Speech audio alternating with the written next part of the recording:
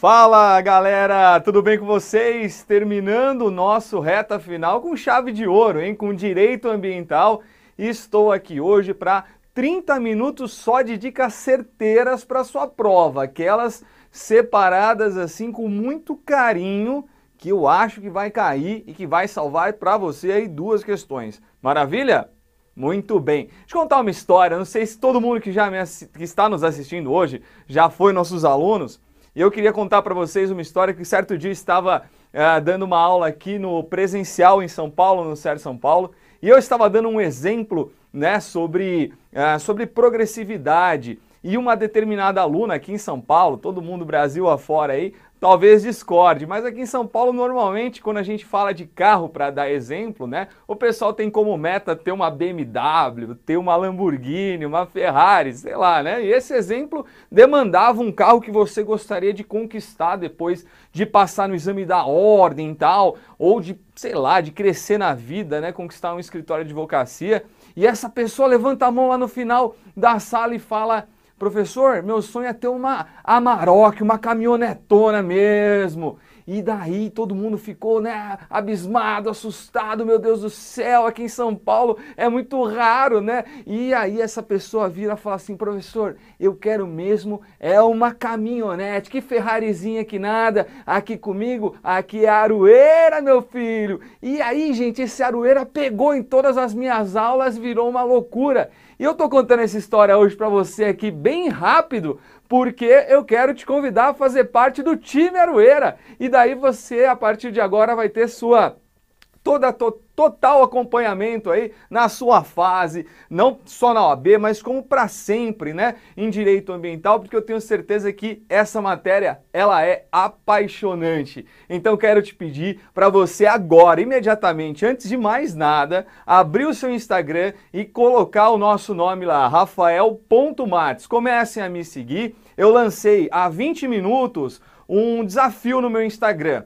E daí esse desafio diz o seguinte: a cada 1000 seguidores que nós ganharmos hoje eu vou sortear um livro. E aí não vai ser só livro de OAB não, é livro de jurídico de qualquer concurso, OAB, o que for, tá certo? Mas a cada 1000 que nós conquistarmos será um livro. E quando se chegarmos ainda hoje a 10.000 seguidores, eu vou sortear 10 livros, beleza? Então vai ser muito legal, avisa aí seus colegas, você agora imediatamente, eu tô te dando essa enrolada aqui para você já me seguir, porque eu quero estar próximo de vocês. Pensa num professor carente. Eu gosto muito de saber como vocês estão, como é que está a sua preparação. Eu tô sempre online, dividindo dicas, dividindo apoio, conversando com vocês sobre a melhor preparação. Isso aí é o meu dia a dia e eu amo falar de direito ambiental com vocês, gente.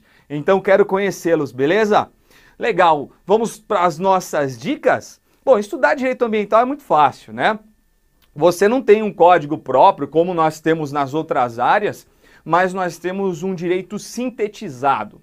Um direito que começa pela análise da Constituição Federal, lá no artigo 225. É só um artigo que você tem que estudar de ambiental, gente. Vocês estavam aí com o empresarial, antes veio o Sabag e a Josi com o tributário. É um monte de artigo que você tem que estudar da Constituição, pelo amor de Deus, não.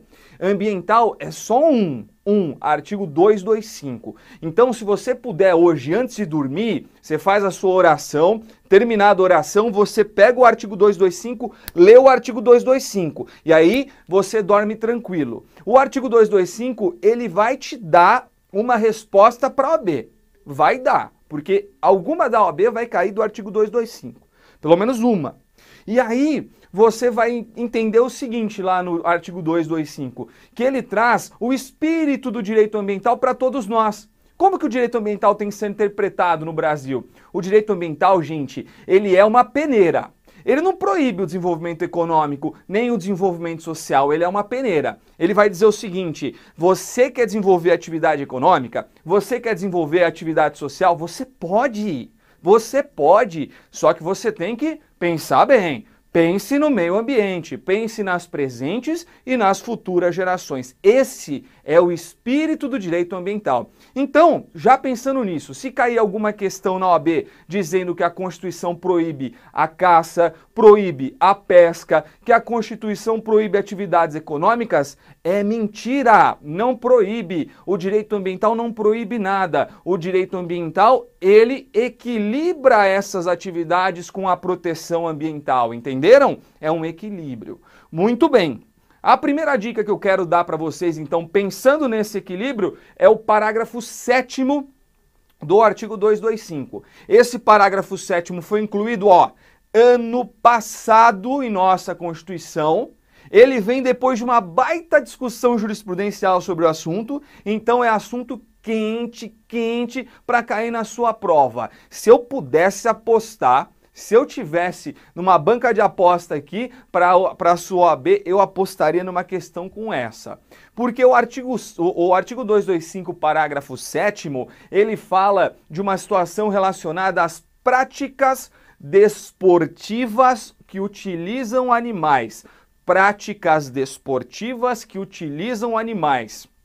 Ora, quais as práticas desportivas que nós temos ultimamente? Rodeio e vaquejada. São as mais comuns, não é isso? Rodeio e vaquejada. E aí a OAB vem dizer para você o seguinte, de acordo com a Constituição, rodeio e vaquejada hoje no Brasil é proibido. Se ouviu proibido, você já fala, não é proibido, não tem essa coisa de proibição, não. O que a Constituição diz é o seguinte, é permitido desde que cumpra 2 requisitos essa atividade desportiva. Quais são esses requisitos? Primeiro, letra A, coloque aí, primeiro requisito para o rodeio, para a vaquejada ou para qualquer outra atividade desportiva ser legalizada no nosso país é que esta prática seja considerada, agora vem a dica, letra A, requisito A, seja considerada uma manifestação cultural da população. Então, para ser liberado, precisa ser manifestação cultural. Letra A. E o segundo requisito, qual que é?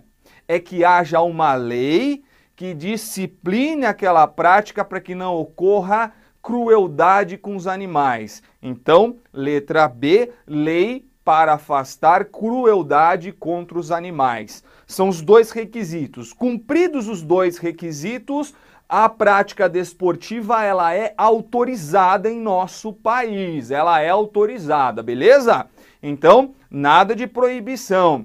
Até o advento do parágrafo 7º do artigo 225, nós poderíamos até pensar que havia uma proibição porque o STF era contra, mas hoje veio uma emenda constitucional incluindo o parágrafo 7º e a partir daí não há mais discussão desde que cumpridos os 2 requisitos. Legal? Muito bem, vamos continuar aí a análise do artigo 225 e agora eu quero que vocês subam um pouquinho os seus olhos para o parágrafo 1º. E aí desça nos incisos até o inciso 4º. Chegou lá? Chegando lá você vai perceber que ele diz o seguinte, o poder público deve exigir de toda atividade de significativo impacto um estudo prévio. De significativo impacto, um estudo prévio. Vocês conhecem o craque Neto? O Neto, esse que jogava no Corinthians, camisa 10, ganhou o título de 90 para nós. Conhece o craque Neto? Ele que faz os programas de esporte na Rede Bandeirantes até hoje. Ah, você não conhece? Eu vou te dizer quem é esse cara. Ele apresenta um programa e ele tem um bordão que é muito utilizado por ele, ele fala isso o tempo todo, ele é chatão, sabe? Ele fala, apesar de eu ser corintiano, esse cara é chatão, ele fala, e o tempo todo ele fica assim, eu sou um baita amigo, é um baita não sei o que, é um baita jogador, é um baita treinador, ele usa muito essa expressão baita.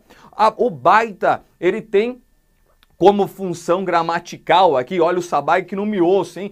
Função gramatical, dar ênfase, dar intensidade a algum substantivo ou alguma ação. O baita tem essa função. E quando o Neto fala de baita é porque ele quer enaltecer alguma coisa, não é isso?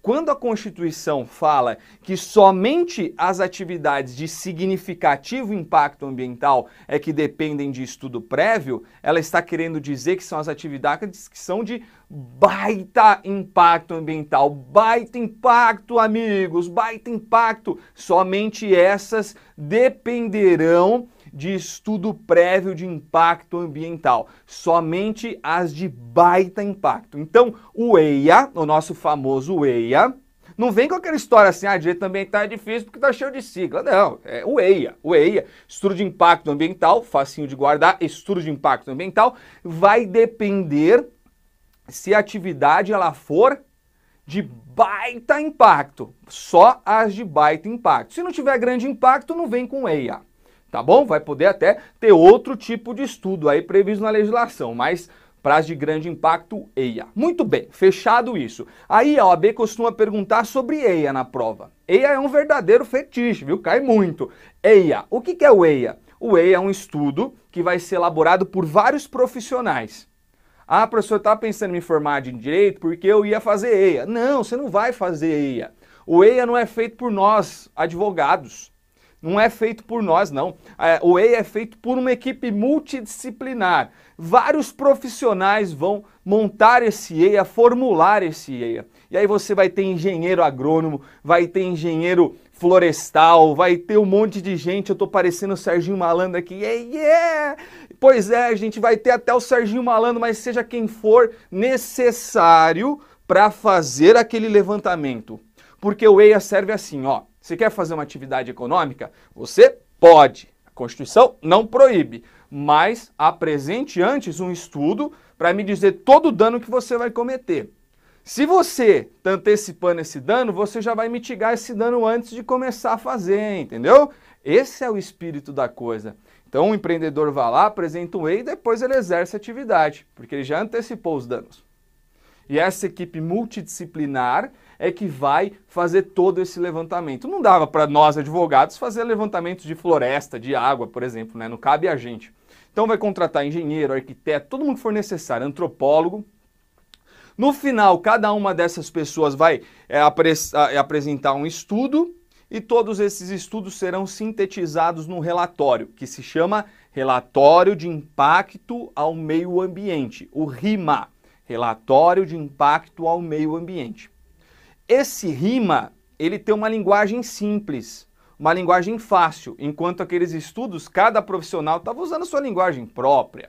E daí fica difícil, né, de nós compreendermos cada linguagem de cada profissional. Terminados os estudos, eles são sintetizados no EIA, e esse EIA é dada publicidade a toda a sociedade, para a sociedade conhecer quais serão aqueles impactos, entendeu? Aí a sociedade vai olhar aquele relatório e vai dizer o seguinte: eu quero fazer uma audiência pública. O Ministério Público vai olhar aquele relatório e falar: eu quero fazer uma audiência pública. Ou o órgão ambiental vai falar: eu acho que precisa de uma audiência pública aqui. Entenderam? Então a audiência pública não é obrigatória.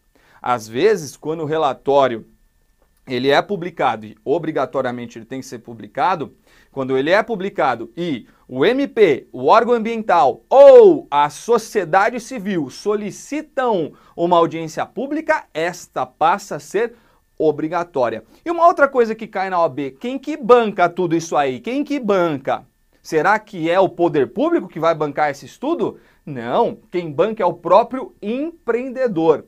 Ele que vai exercer atividade econômica, bonitão, então você vai bancar o EIA. Mas é caro. Tem que bancar. A Constituição manda. Entenderam? Não tem conversinha não. Tem que bancar o EIA e é isso aí. Beleza? Ficou fácil assim? Uma vez a OAB perguntou o seguinte. Tá, é uma equipe multidisciplinar, ela é contratada pelo empreendedor, mas ela tem que ser referendada pelo poder público. Ou seja, tem que ser profissional que o poder público conheça, que o poder público goste. Senão, não dá para contratar. Ô louco, né? Seria uma verdadeira prevaricação.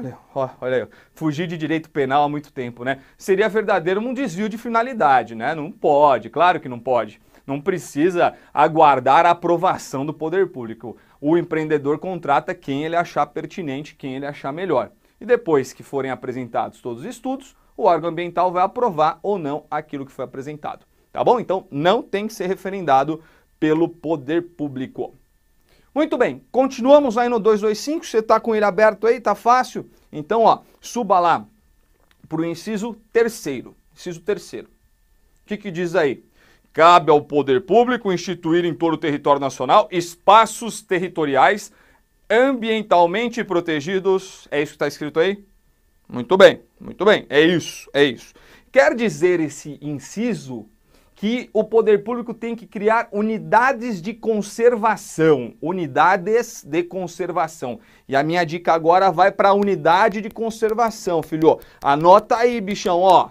Unidade de conservação. Qual que é a lei que regulamenta essas unidades? Lei 9985 de 2000. Você, lógico, não vai ter tempo agora de estudar essa lei, mas você vai anotar que em relação à unidade de conservação, dois aspectos. Primeiro deles, existem dois tipos de unidade de conservação. As de proteção integral. Se é proteção integral, eu posso fazer qualquer tipo de intervenção, qualquer obra lá? Não, é proteção integral. E tem a de uso sustentável. Se ela é sustentável é porque ela é mais maleável. E sendo mais maleável, eu posso exercer algum tipo de atividade econômica lá. Vocês entenderam? Então tem as de proteção integral e as de uso sustentável.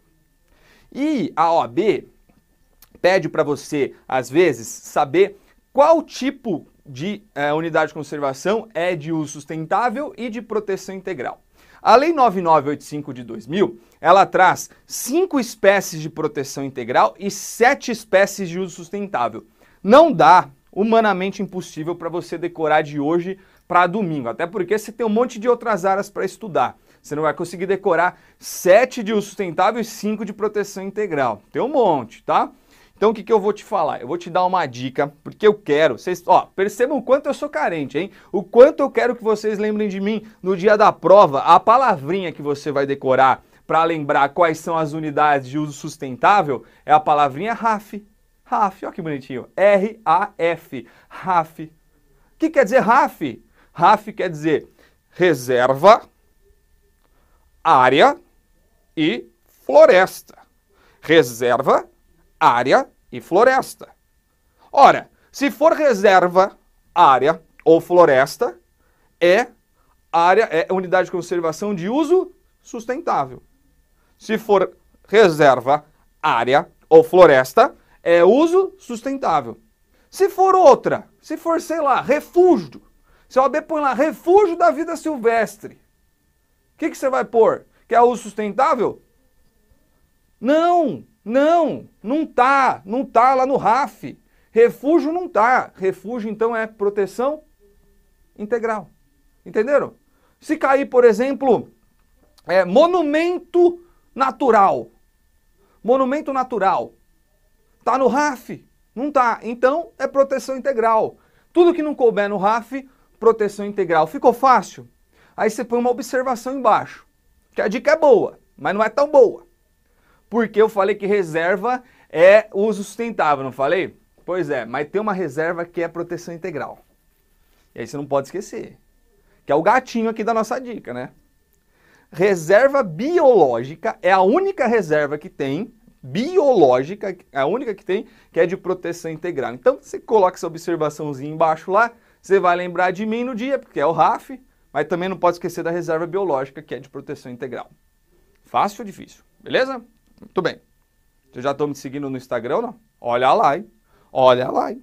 Já entra lá, Rafael Matos e tal. Coloca lá no Instagram que vai ter sorteio. Tá bom? Vai ter sorteio. Próxima dica é sobre a lei mais importante que nós temos em ambiental. Mais importante. Sentiram só o sotaque de Ribeirão Preto? Mais importante. Essa lei é a 6938 de 81. Lei da Política Nacional de Meio Ambiente. Política Nacional de Meio Ambiente. A Lei 6938 de 81, ela estrutura todo um sistema, né, para proteção do meio ambiente, ela cria objetivos a serem alcançados, tudo isso. Agora, tem um instrumento que foi criado por meio dessa lei que se chama licenciamento ambiental. Licenciamento ambiental. Aí você pode ser questionado na OAB, como já aconteceu, se o licenciamento é obrigatório para toda atividade. Gente, olha, o licenciamento não é obrigatório para toda atividade. O licenciamento só é obrigatório para aquelas atividades que forem utilizar recursos naturais.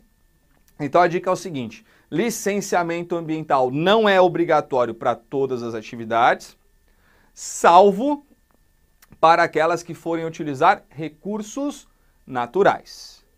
Só é obrigatória para aquelas que utilizem recursos naturais. Se não for utilizar recurso natural, amigo, não precisa de licenciamento ambiental. Beleza? Essa é a dica. E além disso, o licenciamento ambiental, ele tem natureza jurídica de procedimento. Ó, essa pausa suspensa aqui que eu dou para vocês é para vocês anotando no caderno, entendeu? Ó, procedimento administrativo. Então, a natureza jurídica do licenciamento é de procedimento administrativo. Em sendo um procedimento, ele tem que ser concatenado por várias etapas, né? Pá. E quais são essas etapas? Nós temos 3 licenças que são expedidas. 3. Licença de licença prévia, é a primeira, licença prévia. Essa vai aprovar o projeto. Fala, ó, o projeto tá bacana, pode seguir em frente. Depois que você tá com o projeto aprovadinho, você quer começar a construir. Sai do projeto para você construir, não é assim? Então você vai precisar da segunda licença, que é a licença de instalação. Licença prévia a primeira, a segunda é a licença de instalação. Subiu o prédio, tá prontinho, quero começar a operar. Eu peço a terceira licença, licença de operação. Licença prévia, licença de instalação, licença de operação. São as 3 licenças do licenciamento ambiental. É isso. Tá bom? Essas eram as dicas que eu queria dar para vocês sobre política nacional de meio ambiente. Estamos bem? Beleza. Vamos dar uma respirada e vamos com tudo? Vamos lá, cheguei aceleradão aqui, né, para falar de ambiental, até porque minha última, eu só tô fechando aqui o curso, né, você já deve estar cansado, tá falando, meu Deus do céu, não aguento mais ver direito. Gente, é só o começo de uma vida jurídica, viu? É só o começo, você vai passar na OAB agora, vai passar, depois vai fazer segunda fase com a gente, e aí que você vai ver direito todo dia, vocês vão ver só, é legal, se acostuma, uma hora se acostuma. As próximas dicas agora serão sobre o Código Florestal. Coloque aí, Código Florestal, Lei 12.651 de 2012. Tô te dando o número da lei para você falar, nossa, o Rafael sabe o número da lei de cabeça, meu. Mas não, você não vai ler essa lei agora, né? Não dá tempo, é uma lei muito grande, mas tô te dando a dica, a lei só para você incluir na tua dica aí. O que eu queria falar de Código Florestal? Ó, essa lei foi julgada constitucional agora, no começo do ano. O STF julgou ela constitucional. Então, pode ser uma tendência para a OAB, né? O único problema é que esse acórdão ainda não foi publicado. Então, assim, cobrar algo sobre o julgamento da constitucionalidade não dá, porque o acórdão não foi publicado. Vocês todos aí não são tão loucos quanto eu, que ficou dias e dias passando a noite em claro assistindo os votos do STF. Realmente isso não é muito legal de fazer na madruga, né? Tem coisas muito mais legais de fazer na madruga. Eu fiz isso. E aí, o que eu queria te falar do Código Florestal são 3 dicas no total. Primeira delas, tamanho da reserva legal. Tamanho da reserva legal, coloca aí. Nós temos 3 tamanhos de reserva legal. 80%, quando a propriedade rural, porque reserva legal é só para propriedade rural, estiver localizada em bioma amazônico, 80% para propriedade localizada em bioma amazônico, 35% para propriedade localizada no bioma cerrado, 35% cerrado, só que é o cerrado que está dentro da Amazônia legal, E o cerrado que está fora da Amazônia legal, esse vai entrar na regra residual. Todo e qualquer outro bioma é chamado pelo nosso código de Campos Gerais, esse é o nome que eles utilizam, vai depender de 20%. Então percebam, toda a propriedade rural vai ter que reservar 20%, 35% ou 80%, vai depender do bioma que ela estiver localizada, tá bom? Tem que reservar. Essa reserva diária, ela não enseja indenização, ela não é uma desapropriação, ela é uma mera limitação ao direito de propriedade que é conferido aí pelo nosso ordenamento. Então, o proprietário rural tem que reservar um pedaço da sua propriedade com floresta, com reserva legal, tá bom? A outra dica é que esse percentual de reserva, os 20, os 35 ou os 80, pode ser computado com uma outra área verde que é prevista no código, que se chama APP, a Área de Preservação Permanente. A APP, ela não se confunde com reserva, mas o que eu tenho de APP na propriedade rural pode ser computado no percentual da reserva. Então, se eu tenho 20%, eu estou aqui na Mata Atlântica em São Paulo, tenho 20% já de APP, pego os 20% de APP e computo com reserva legal. Resolvido o problema. Entenderam? Eu não preciso ter mais 20% de reserva, 40% no total. Não, utilizo o APP no cômputo da reserva. Isso é autorizado pelo novo Código Florestal. E a terceira dica é sobre o cadastro ambiental rural. Cadastro ambiental rural. Trata-se de um sistema eletrônico obrigatório para todos os proprietários rurais ou possuidores. E nesse sistema, gente, os proprietários ou possuidores rurais devem declarar as suas informações relacionadas à propriedade. Então vai declarar o que ele tem de reserva, vai declarar o que ele tem de APP. É uma declaração, parece, já que eu gosto de tributário também, já que vocês estiveram no Josi Sabag há pouco tempo, pensa na declaração do imposto de renda, sabe? Aquela que você faz todo começando. Pois é, você baixa o programinha e declara lá o que você ganhou, o que você gastou, não é assim? Pois é. No caso do CAR, você baixa o programinha, declara o que você tem de reserva legal, declara o que você tem de APP, e aí no final o CAR vai te dizer se você está ambientalmente adequado ou não. Se você não tiver adequado, aí você vai ter que se regularizar por meio de um programa. Se você tiver adequado, maravilha, você guarda aquela certidãozinha do CAR e fica tudo certo. Olha que legal, é um sistema eletrônico para fiscalizar essas atividades aí, para fiscalizar as propriedades ou posses rurais. Se você não tiver regularizado, como chama o programa que você terá que aderir? Se chama Programa de Regularização Ambiental. Então, se o CAR apontar que eu estou irregular quanto às minhas reservas legais ou quanto às minhas APPs, daí eu terei que ingressar no PRA, no Programa de Regularização Ambiental. O PRA vai me dar lá um prazo para eu regularizar essas áreas. Tá certo? Então, tanto a reserva legal quanto as APPs eu regularizarei por meio do PRA. E o que é uma APP? Aí depende, nós temos 11 espécies de APPs, nós temos várias, não dá para você guardar todas agora. As APPs, elas existem porque tem alguma questão natural a ser protegida. Então, por exemplo, existem as matas ciliares, que é toda aquela vegetação que fica na borda do rio, sabe? Ou que fica na borda dos lagos. Essa vegetação que fica na borda, ou que fica na borda do topo de montanha. Por que existe essa vegetação? Porque ali tem uma montanha, porque ali tem um lago, porque ali tem um rio. E aí é para isso que existe essa vegetação, para conseguir fazer com que esse bem natural aí não suma, né? Não sofra degradação. Nascente precisa de APP. Entenderam, gente? Então a APP ela ocorre porque existe algum corpo natural lá que tem que ser protegido. Diferentemente da reserva. A reserva existe porque você tem uma propriedade e um pedaço da propriedade que você tem precisa ser reservada com floresta. E aí vocês têm os percentuais de 20, 35 e 80. Deu para anotar todas as dicas? Deu? Então, ó, para fechar, dicas sobre responsabilidade ambiental. Quero que vocês guardem aí essa dica, porque assim, o STF reconheceu a repercussão geral dessa matéria no primeiro semestre. E a questão é a seguinte, o STJ entende que a responsabilidade civil ambiental, ela é imprescritível, ou seja, a responsabilidade pela reparação de danos, responsabilidade civil é imprescritível. Não estou falando nem de responsabilidade penal, nem de administrativa. Então a dica que você vai pôr aí é que a responsabilidade civil, ela é imprescritível de acordo com o STJ. Pode ser que o STF mude isso? Pode. Mas aí é cena para os próximos capítulos, não é para a sua prova.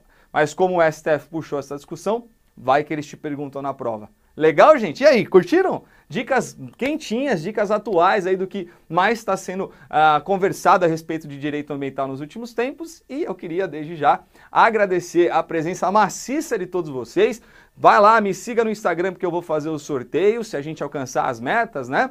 E aí, amanhã estaremos juntos também no último treino. Você já deve estar sabendo do último treino. Eu entro amanhã às 3h30 e venho com outras dicas, hein? Dicas também certeiras, mas diferentes das dicas de hoje. Beleza? Gente, foi um prazer enorme estar aqui. Desculpa as brincadeiras, mas fechamos aí com chave de ouro, fechamos com direito ambiental. Boa prova, bons estudos, fiquem com Deus e até a próxima. Tchau, tchau.